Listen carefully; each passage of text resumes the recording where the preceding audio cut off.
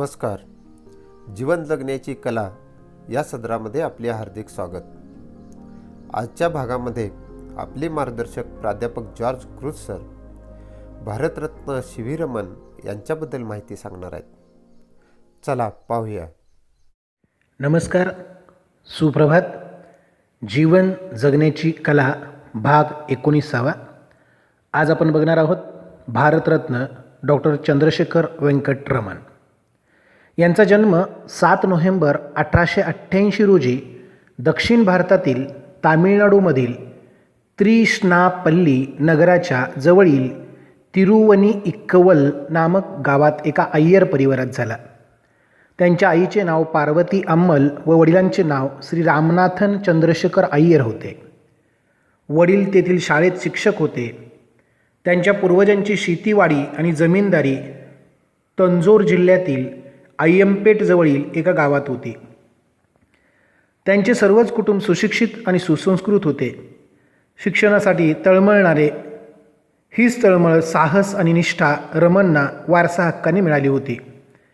त्यांच्या जन्मानंतर 3च वर्षांनी वडिलांना विशाखापट्टणमच्या मिसेस A.V. कॉलेजमध्ये गणित व भौतिकचे प्राध्यापक म्हणून नियुक्त मिळाल्याने त्यांचे सर्व कुटुंब विशाखापट्टणमला राहायला आले. विद्यार्थी रमनला बालवयापासून अतिशय तीव्र बुद्धिमत्तेचे वरदान होते. म्हणूनच वयाच्या केवळ 12व्या वर्षी मॅट्रिक परीक्षा अतिशय उत्तम गुणांनी ते उत्तीर्ण झाले. त्याच काळात श्रीमती ॲनी बेसेंट अमेरिकेहून भारतात परतल्या होत्या. तेव्हा त्यांच्या धार्मिक भाषणांचा रमनच्या मनावर अतिशय खोल परिणाम झाला आणि त्यांनी F.A. मध्ये विज्ञान विषयच सोडून दिला. तेव्हाही तो प्रथम श्रेणीत उत्तीर्ण झाले होते. नंतर मात्र श्री रमन यांनी B.Sc.ला भौतिक विज्ञान व गणित आदी विषय घेतले. मग सर्वांना सांगूनच टाकले की विज्ञानाव्यतिरिक्त दुसरा कोणताही विषय मी घेणार नाही. विज्ञानाची एवढी आवड होती की B.Sc.च्या संपूर्ण वर्षात जेवढे प्रयोग व प्रात्यक्षिके करायची होती ती सर्व आणि शिवाय पुढचीसुद्धा काही दिवसातच पूर्ण केली. मग आता काय करायचं प्रश्न मनात नाचू लागला. डोक्यात चलबिचल सुरू झाली. शेवटी प्राचार्य नानासाहेब यांच्या लक्षात ही गोष्ट आली. तेव्हा त्यांनी श्री रमन याच्यावरील पाठ्यक्रमासंबंधी सर्व बंधने काढून टाकली. शिवाय नवीन प्रयोग प्रात्यक्षिके करण्याची संधी उपलब्ध करून दिली. फलस्वरूप रमन संपूर्ण विश्वविद्यालयात B.Sc. मध्ये सर्वप्रथम आले आणि प्रथम श्रेणीत ते उत्तीर्ण होणारे एकमात्र विद्यार्थी ठरले. यानंतर M.Sc. मध्येही त्यांना अभ्यासक्रमाच्या बंधनातून मुक्त करण्यात आले, कारण त्यांचे प्रयोग, परीक्षण, नवीन पुस्तकांचा अभ्यास 24 तास चालूच होता. याच काळात रमननी ध्वनीसंबंधी विशेष संशोधन केले. त्यामुळे त्या काळातील विशेषज्ञ श्री जोन्स साहेब व लॉर्ड रेले हे खूपच प्रभावित झाले. त्यांचा तो लेख लंडनच्या फिलॉसॉफिकल मॅगझिनमध्ये नोव्हेंबर 1906च्या अंकात प्रकाशित झाला.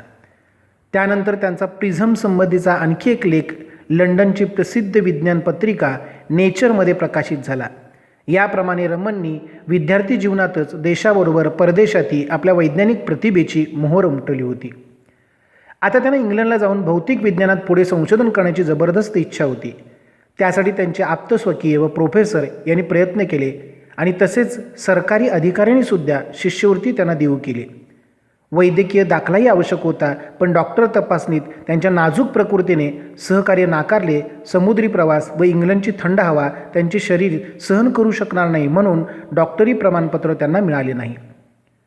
नंतर मग ते वित्त विभागाच्या निवड परीक्षेत प्रथम प्रकारे उत्तीर्ण होऊन त्यांना त्यातही प्रथम क्रमांक मिळवला आणि त्याची वित्त विभागात उपमहालेखागार म्हणून नियुक्ती झाली.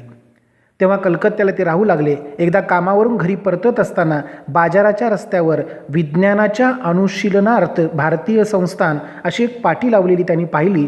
ताबडतोब ते तिथे पोहोचले. दरवाजा वाजवल्यावर श्री आशुतोष डे यांनी दार उघडले. आतमध्ये एक मोठी प्रयोगशाळा संशोधनासाठी तयार होती. रमनना परमानंद झाला. त्यांच्या डोळ्यात पाहून श्री आशुतोष डेनी त्यांची भेट त्या संस्थेचे मंत्री श्री अमृतलाल सरकार यांच्याशी घालून दिली. श्री सरकार तर अशाच विद्यार्थ्यांच्या शोधात होते. अपेक्षापूर्तीच्या समाधानाच्या आनंदात त्या प्रयोगशाळेच्या चाव्याच त्यांनी रमन यांच्या हातात दिल्या. त्याचा पुरेपूर वापर श्री रमन यांनी सुरू केला. पहाटे 5:30 वाजता प्रयोगशाळेत पोहोचायचे. तेथून 9:45 वाजता ते परतायचे. नंतर नित्यकर्म जेवणखाण उरकून ऑफिसमध्ये जायचे. तिथले कर्तव्य प्रामाणिकपणे करून तिथून सरळ प्रयोगशाळेत जाऊन ठिय्या मांडायचा आणि रात्री 9-10 वाजेपर्यंत घरी परतायचे.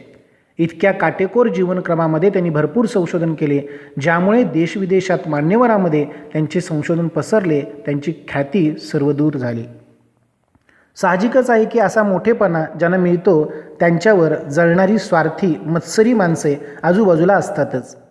त्यांनी प्रामाणिकपणे आपली ड्युटी सांभाळून इतर वेळात संशोधनाचे काम केले होते, तरीही विघ्नसंतोषाने त्यांचे काम असमाधानकारक असल्याच्या तक्रारी केल्याच. त्यामुळे त्यांची बदली रंगूनला केली गेली. तिकडे त्यांना वैज्ञानिक प्रयोग करता येत नव्हते, तरीही त्यांनी वैज्ञानिक पुस्तकांचा अभ्यास चालूच ठेवला. त्यातच वडिलांच्या निधनाची बातमी आली म्हणून ते रंगूनहून मद्रासला परतले. तेथे प्रेसिडेन्सी कॉलेजच्या प्रयोगशाळेत त्यांचे संशोधन चालू राहिले. इकडे त्यांच्या कार्यालयीन कामाची विभागीय चौकशी केली गेली. त्यात निष्पन्न झाले की यांचे ऑफिसचे काम अत्यंत परिपूर्ण व वेळच्या वेळी केले जाणारे होते. साहजिकच मग सन 1911 महालेखागार म्हणून नियुक्त होऊन ते कलकत्त्याला कामावर पुन्हा रुजू झाले. आता इथे नवनवीन प्रयोग आणि ग्रंथलेखन होत राहिले. यामुळे अत्यंत प्रभावित होऊन कलकत्ता विश्वविद्यालयाचे उपकुलपती श्री आशुतोष मुखर्जी यांनी एका नव्या उघडलेल्या सायन्स कॉलेजमध्ये श्री रमन यांना फिजिक्सचे प्रोफेसर म्हणून आमंत्रित केले.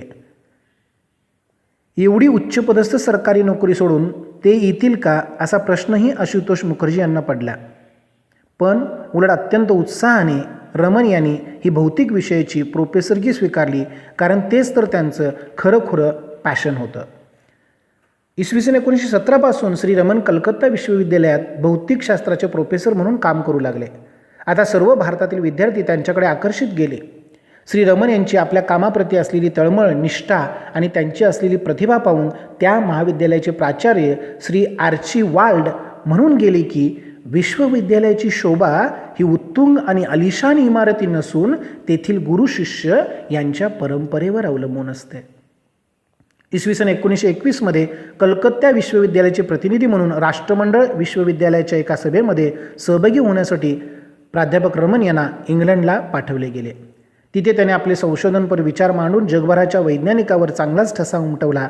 या भारत युरोप समुद्री प्रवासादरम्यान जहाज भूमध्य सागरावरून जात असताना डेकवर उभे राहून त्याने अथांग जलाशयाच्या नीलमण्यांच्या कांतीसमान नजरेत साठवले. त्यांच्या मूलभूत प्रश्न मनात निर्माण झाला, पाण्याचा रंग निळा का झाले. 7 वर्ष याच विषयावर संशोधन होत राहिले. जेव्हा इसवी सन 1928 त्यांनी आपले संशोधन जगासमोर प्रकाशित केले, तेव्हा संपूर्ण विज्ञान जगतात एकच खळबळ उडाली आणि कित्येक अज्ञात प्रश्नांची उत्तरे मिळाली. इंद्रधनुष्याचे रंग हा प्रकाश किरणांचा एक महान चमत्कार आहे. डॉक्टर रमन यांच्या संशोधनाचा मुख्य विषय प्रकाश हाच होता. प्रकाश किरणांचे पसरणे, त्यांचे तरलणे, पारदर्शक व स्फटिकासारख्या पदार्थामधून आरपार जाणे, नाना रंग दाखवणे वा एकाच रंगात सम्मिलित होणे, त्यामुळे मूळ रंगाचे ज्ञान होणे म्हणजेच प्रकाश किरणाच्या गुणधर्मांचे संशोधन व विवेचन हाच त्यांचा मुख्य विषय होता. यातूनच अणुसिद्धांत अधिक सुलभ झाला आणि अणूचे गणना करणे शक्य झाले. हेच संशोधन रमन इफेक्ट या नावाने मान्यता पावले आहे. यालाच भौतिक विज्ञानातील नोबेल पुरस्कार इसवी सन 1930 मिळाला. आशिया खंडात भौतिक विज्ञानात मिळालेला हा पहिला पुरस्कार होता. त्याचबरोबर प्रोफेसर रमननी ध्वनी विज्ञानाशी संबंधितही अनेक सिद्धांत प्रतिपादित केले होते.